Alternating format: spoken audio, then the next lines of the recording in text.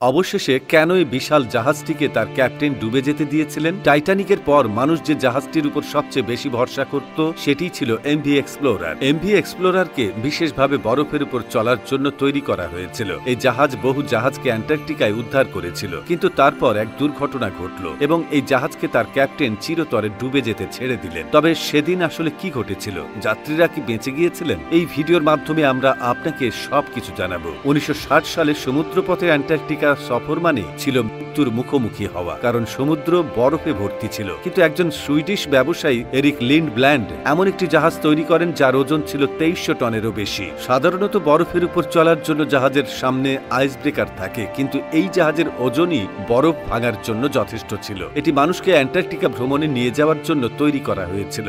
সময়ের সাথে সাথে মালিক বদলাতে থাকে এবং শেষ পর্যন্ত এর নাম রাখা হয় এমভি এক্সপ্লোরার। 2007 সালে জাহাজটির 19 দিনের সফরে বের হয়। কেউ জানত না যে এটি হবে তার শেষ যাত্রা। এটি আর্জেন্টিনার উশুয়াইয়া শহর থেকে শুরু করে ফকল্যান্ড আইল্যান্ড, তারপর সাউথ জর্জিয়া আইল্যান্ড হয়ে অ্যান্টার্কটিকা যাওয়ার কথা ছিল। জাহাজে 100 জন যাত্রী এবং 54 জন ক্রু সদস্য ছিলেন। দক্ষ এবং অভিজ্ঞ ক্যাপ্টেন এই জাহাজ চালাচ্ছিলেন। এবার ক্যাপ্টেন সিদ্ধান্ত নেন যে রুট একটু পরিবর্তন করা উচিত, যাতে কোনো সমস্যা না হয়। প্রথম 10 দিন সব ঠিকঠাক চলছিল, কিন্তু তারপর এমন একটি রুট আসে যেখানে প্রচুর বরফ জমেছিল। ক্যাপ্টেন যাত্রীদের আগে থেকেই সতর্ক করে দিয়েছিলেন যে বরফের মধ্য দিয়ে যেতে হবে, তাই ধাক্কার শব্দ হতে পারে এবং রাতটা কোনোভাবে পার করতে হবে। ক্যাপ্টেন জাহাজের গতি কমিয়ে ঘন্টায় 10 কিলোমিটার করে দেন। রাত 10টা বেজেছিল। ক্যাপ্টেন ভেবেছিলেন যে বরফ নতুন এবং জাহাজ তা ভেঙে ফেলবে, কিন্তু তিনি জানতেন না সামনে একটি পুরনো শক্ত বরফের স্তর রয়েছে। মধ্যরাতে হঠাৎ একটি বড় আওয়াজ হয় এবং জাহাজ শক্ত বরফের সাথে ধাক্কা খায়। যেহেতু ক্যাপ্টেন আগে থেকেই ঘোষণা দিয়েছিলেন, যাত্রীরা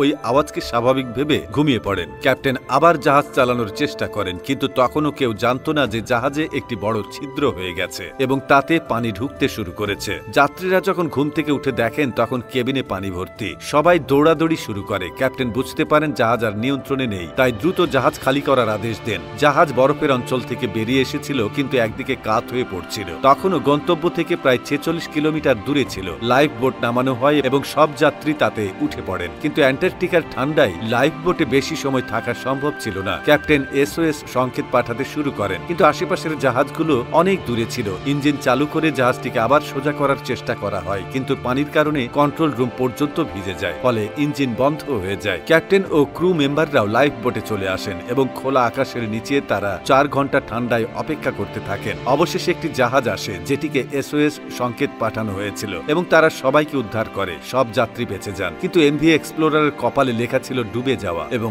আজও এই জাহাজের শেষ সেই জায়গাতেই প্রায় 1300 মিটার গভীরে পড়ে আছে।